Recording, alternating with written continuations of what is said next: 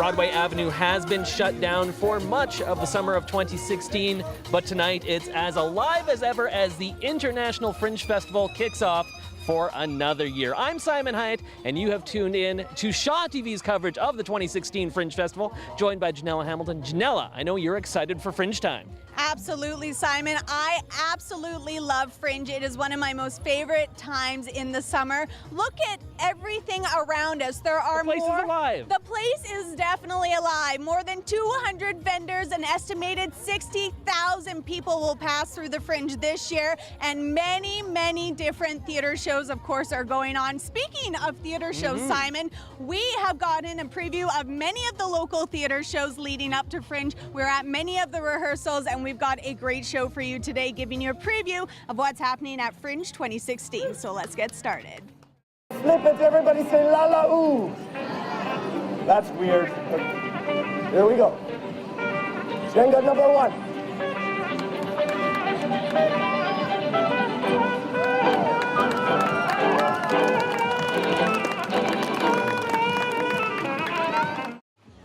The streets of Broadway Avenue are alive with music and, of course, hundreds of people. I can't believe it. The Fringe has just kicked off and the streets are already packed. We are standing in front of Victoria School. Did you know, Janella Hamilton, I actually went to Victoria School for like 3 years. It's true. Little Simon Hyatt trivia there for you.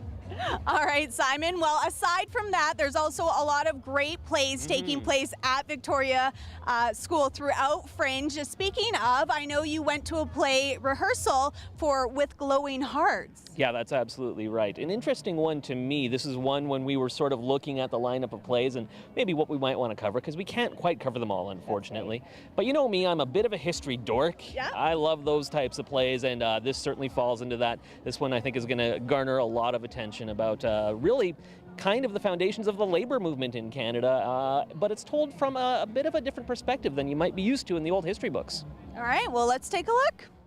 We can all stand up to Hepburn's Hussars. With Glowing Hearts is likely one of the most important and authentic plays at this year's Fringe. But there is one element that stretches the limits of believability. Of course, it would have to be the meanest day of the year. 40 bloody below with winds on top of it. The four lead actors are required to don heavy clothing for much of the play to simulate winter conditions, even though it may be sweltering outside and inside during the show's run. Yeah, it's warm, to say the least. I don't know if it's totally convincing when the audience sees the sweat dripping down our heads that we're freezing cold. But yeah, you learn how to move in your body and how to embody certain conditions even if they're not the reality. But the actors involved in the production agree it's worth all the sweat in the world to bring this story to the stage.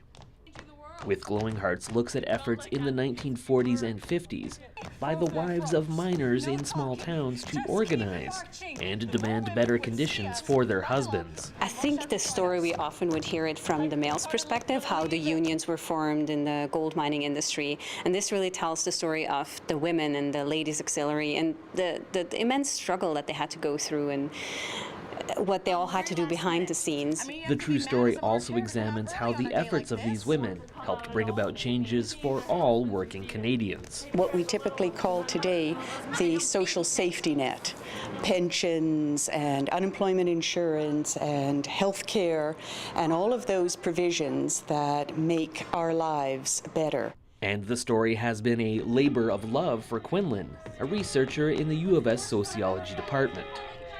She spent about 6 years visiting archives across the country to find little-known information about what she calls these four unassuming women and the obstacles they faced. The amount of documentation that was available in those archives on the women as opposed to the men was a lot more limited. So even the recognition that they could and did play a role, I think was part of the resistance. The play was first conceived to be performed as part of a labor conference, but Block believes it's important to get it out to a wider audience at the Fringe, as many of the issues examined are still relevant. Fringe gives the opportunity for people that haven't faced worker safety problems before to realize that this is a problem and it's something that we all need to support and recognize, and we all need to work together to make this world safer. And while those attending the show likely won't be familiar with the story going in, Maury believes they will grow to see these women for the heroes they are, much as those who are portraying them have. And just the lives that they would have lived and how challenging it was, but also how charming they were, it really made me fall in love with the play, with the character, with everything, and I really hope the audience can feel the same, just feel that connection. With Glowing Hearts plays at the Victoria School Gymnasium through Saturday, August 6th. For Go On Shaw TV, I'm Simon Hyatt. Standing up for ourselves. Well, clearly this show represents death here at the Fringe, but we want to travel over to the other side of the spectrum, Janella. We want to talk about life, because that's what the Fringe is all about. Living life to its fullest, seizing the day, carpeing that diem, and you actually found out all about a play called Life. Yeah, an absolutely great play based on a personal story of the writer and director of this play. All young actors right here from Saskatoon, which is another exciting aspect of it. It's all about a personal story of this writer and director who suffered a stroke at the age of 12, so young, but he did not let life's obstacles stand in the way, so this play is all about seizing life, like you mentioned, and just living life to its fullest. Would you turn your music down, please? Lucy! Jesus Chris, will you chill out? It wasn't even that loud. And now that you're out here, clean up your dishes. No, would you shut up every time? It's the rules. Once you're done Real-world challenges are on display in Canterbury Theatre's original play titled Life. Alex is a guy who's really got a plan.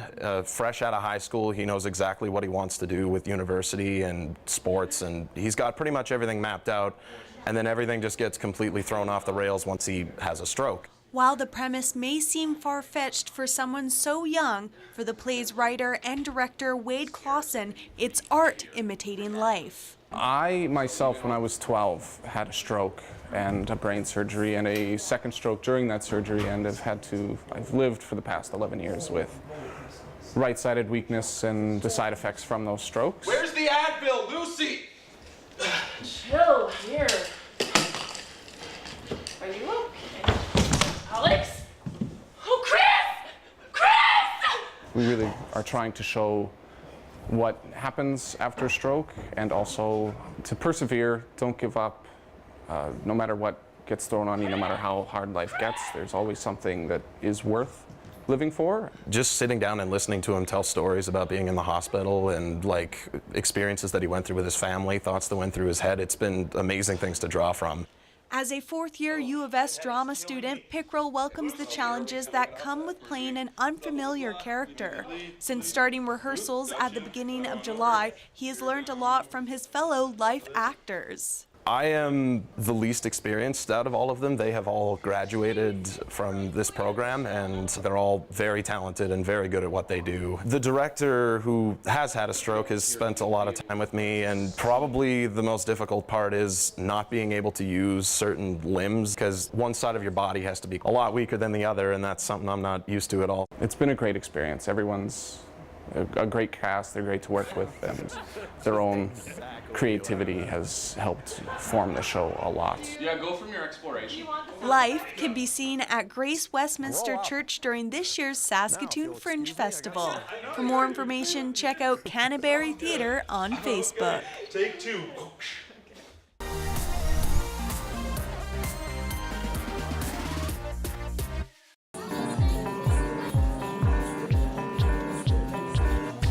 We're there to bring it home. Shaw TV, your local voice. We are in love. We are all forever in love. We spend hours drawing them. We call ourselves by our names in secret. Rainbow Rider, Lucky Lady, Thunder. We cram our pockets and lunch kits with them. Piles and piles of ponies. Sophie, she's the new girl in grade 2. Sophie's horse name is Trotter and Toto and Lala and Gypsy, because we're down at the Saskatoon Farmers Market talking to two members of Chrysalis Theatre. Louise, you were kind of the mastermind behind bringing this to Saskatoon Fringe this year, but of course a very well-known writer wrote The Shape of a Girl. Tell us a bit about the premise of the play. Okay, the The play was written in response to the murder of Rena Verk, who was a young woman, 14-year-old, who was murdered by a group of her peers in Victoria, BC. A huge event that happened in 1997 and still talked about today. Joan McLeod heard about this in the news, and she was greatly affected. And one of the good things about being affected by something as an artist is it tends to create some beautiful works. It is a wonderful piece surrounding a very topical topic, I believe. How do you think this message and the topic at hand will really relate and, touch a note with the audience members that see The Shape of a Girl? That's a really good question, because this is something that it's not the murder so much. It's about the bullying. Everybody's been affected by bullying. Bullying as either somebody who gets bullied or seeing bullying or being the bullier yourself. So this touches everybody. Great for young people to see, because it might kind of help them make some decisions in their own life. But the reality is, some of the stories that I'm hearing from the adults are very, very touching. So how does The Shape of a Girl, of course it'll be performed at Fringe, how does it explore the topic of extreme bullying? It explores it as Brady hears about the incident. And she starts connecting the dots and realizes that in her own life, this sort of stuff is happening. In fact, the person that has been her best friend for years has been doing stuff to another person in the class. By the end of the play, she realizes, I can't just stand by and let this happen. So she's taken a step away from the bystander situation and actually doing something about it. So Katie, why were you attracted to the role of Brady in The Shape of a Girl? I think it just has a lot of universal topics, things that someone who is in grade 6 and also 60 can relate to. And also it's just really, like, even before I accepted the role, I knew about the play because so many young women actors, we pull from monologues from this because they're so well written and strong characters, and you don't get to see that a lot in a lot of plays. So it's sort of a jewel in itself to be like, I get to perform these amazing words for 50 minutes, and it's such a strong character. So. Is it hard to be up there by yourself performing the show? Yes and no. Sometimes it's great because if I mess up, I can just sort of keep on going and nobody knows. But also it's all this energy, so usually by the end of the shows, I'm pretty exhausted, but it's worth it in the end. So fair enough. Well, it sounds like a great show, a very relevant topic. Now, I should tell community members why we're here at the Saskatoon Farmers Market. Throughout the week ahead of Fringe here, Louise, you've been doing impromptu rehearsals. Why that method? Why do this around the city? It's a great way to get people to see what we're doing. And it's a great way to get some instant feedback too, because it's one thing for somebody to just walk by and say, oh, I wonder what they're doing. But if they walk by and say, hey, that sounds interesting, or they will actually be commenting and giving us some feedback, it's great. All right, perfect. Well, for more information, head to Potash Corp Fringe Festival online for all of those dates and times. Thank you so much, Louise. And of course, Katie, we wish you all the best at this year's Fringe. Thank you, Janella. Punch TV is the nerdiest show in Saskatoon. If you like comics, movies, games, stellar events, and anything in geekdom, you'll love Punch TV. Host Jody Kaysen takes you in depth with artists, writers, and guests from across the province, the world, heck, even the galaxy. Plus, regular updates from The Collector, The Movie Geek, and Tweetbeat. Watch Punch TV only on Shaw TV. You can hear screams of joy from all the children here at Fringe 2016. Lots for kids to do and see. And talking about kids, we are, of course, behind Victoria School. Right behind us are the doors to the gymnasium where our next play is taking place, Simon. That's right, it's called The Fabulist, a really interesting play. This is, it isn't a one-man show, but it's really one man's labor of love. He created this based on Aesop's fables, lots of different little stories. Some you might know, some you might not know, and he presents them in a very creative way. So let's take a look. Two brother frogs had begun at the age of... The stories in Jeffrey Popeil's The Fabulist are designed to appeal to a younger audience. but the way he is presenting them is anything but child's play. I guess I'm a little bit notorious for doing complicated setups. I have another band project that is kind of multi-instrumentalist, but here I've got a number of masks that I built for each character that I sing as in different stories. And the masks, designed and built by Popeil, are just one element of the show.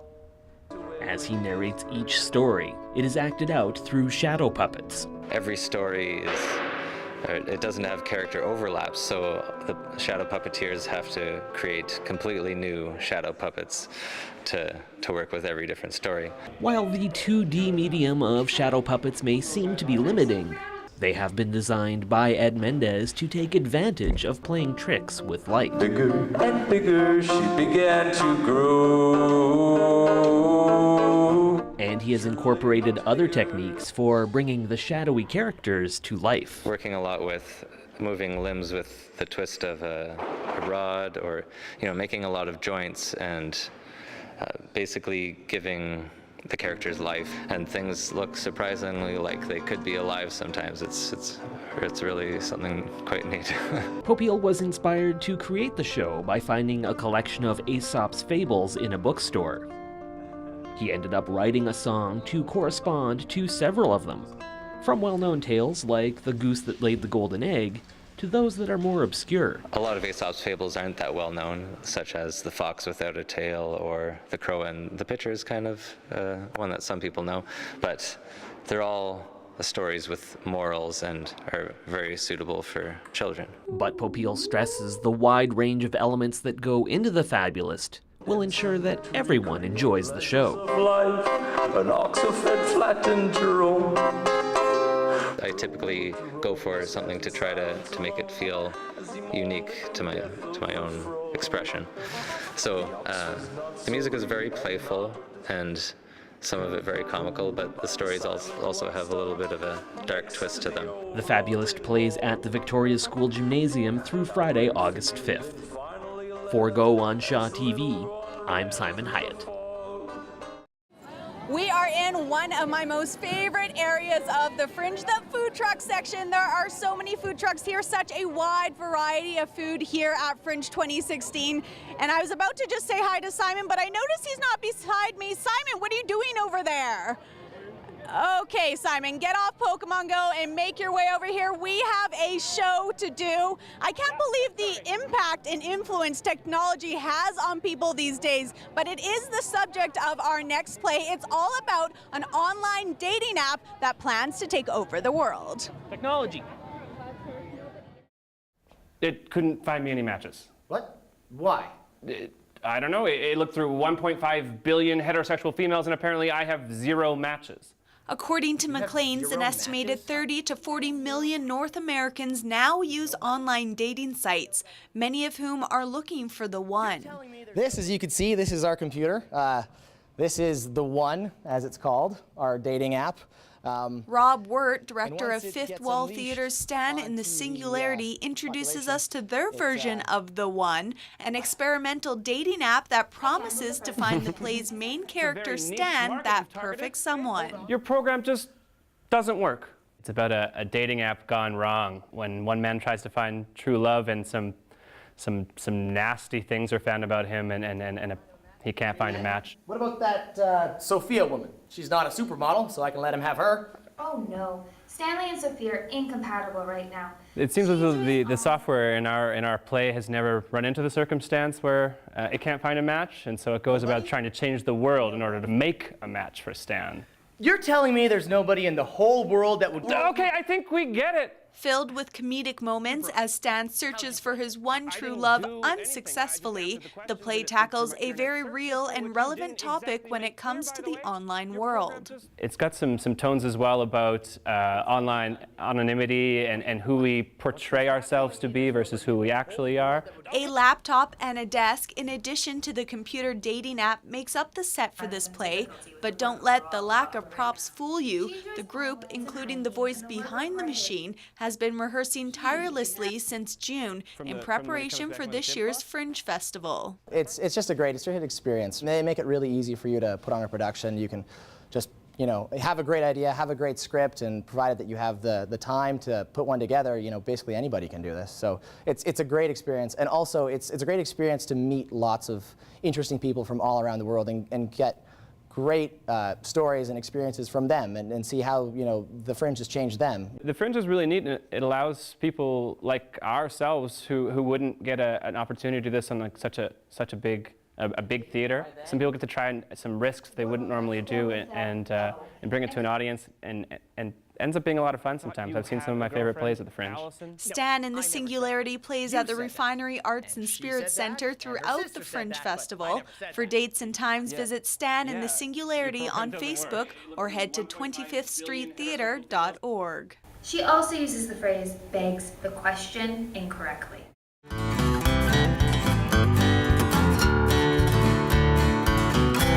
Hey folks, it's Larry Krause here with the Timberline Music Show. Join me and my special guest for a half hour of great music right here on Shaw TV. The Fringe Festival brings close to 60,000 people out to the Broadway area once a year. Of course, there's always so much happening here on Broadway throughout the year. That's right. Janella, I wonder what's happening at the Broadway Theater right now. Hi there, I'm Kirby from the Broadway Theater in Saskatoon.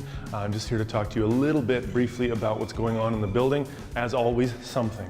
Right now, we're in Fringe time. The Potash Corp Fringe has been here a long time. We're glad to be their biggest venue. They have 5 different acts doing shows in this room over the time of the Fringe, and we couldn't be more excited. We always see audiences growing and growing during Fringe, so if you haven't been already, come on out and see some Fringe shows. Right after that, the day after the Fringe moves out, the Globe Theater from Regina moves in, and it's a wonderful show called $1 Million Quartet. And if you don't know much about it, it's Johnny Cash, Carl Perkins, Elvis Presley, and Jerry Lee Lewis. And a real true story about how all 4 of them toured together in the 50s. And so it's a great musical theater piece. It's been in Vegas for a long time. There's a great touring show that Regina is bringing to us. So if you haven't got tickets already, you can go to our website, broadwaytheater.ca, or you can call us, or you can walk right in like a human being and we'll sell you tickets like human beings. Right after that is over, we kind of turn our attention to fall. You can see some posters behind me, but we have a really great high variety fall coming. Lots of live events. Of course, lots of film too, but if you haven't got tickets yet for live shows like Ballet Jazz de Montreal, we have Andy Schaaf, who's a Regina-based guy with a short list for Polaris Prize. Basha Bulat, same story. The Barbers, we're putting shows in the basement. We've got shows at the Refinery. Stop Podcasting Yourself, and Tara Lightfoot will be at the Refinery. So buy a ticket, tell your friends, have some fun, get out of your house, live your life. The sun is starting to set here at Fringe. You're seeing more and more adults make their way out to the festival because there's so much for adults to see and do here at the Fringe. But the festival does not forget about the kids. That's right, there's all sorts of entertainment geared towards the wee ones, including the next play we're going to take a look at. Not only a play for young people, but created by young people. With her appearance in Rat Tales, Aniron Sheesby is continuing her long association with the Shadow Players, one that began just under 18 years ago.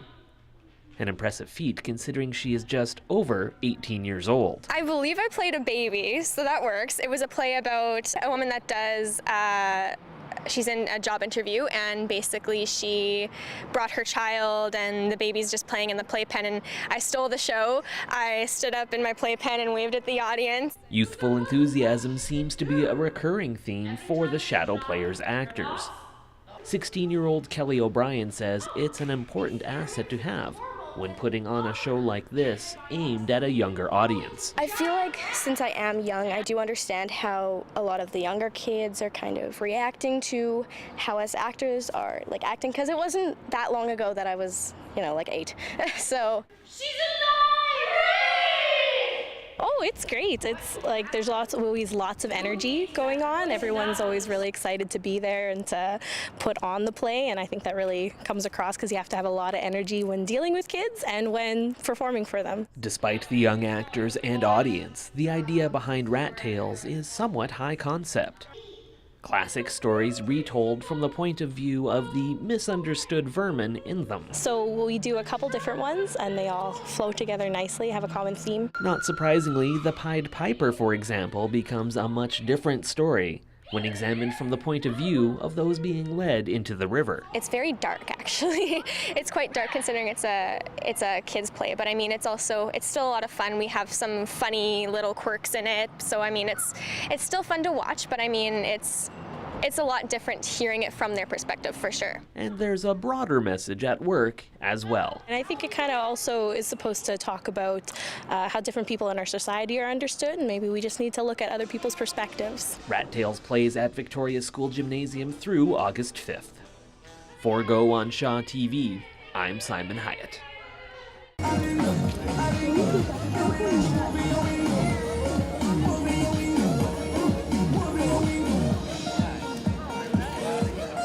Well, typically the intersection at Broadway and 10th Street is a bustling intersection filled with all sorts of traffic. But tonight, it's a stage, and we just saw a world premiere. The Great Balanzo, for the first time ever,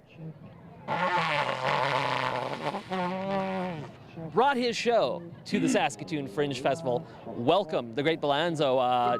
First show under your belt. How do you feel? How did it go?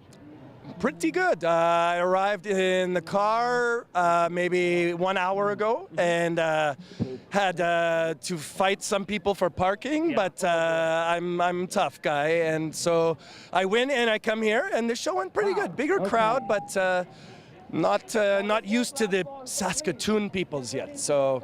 And my show is maybe too exciting or too good, so people, they don't understand at first, maybe, so. But I've seen my show, it's very good, very good. Very good. The reviews are in, the show is quite good from what you've heard and said? Yes, correct. Excellent.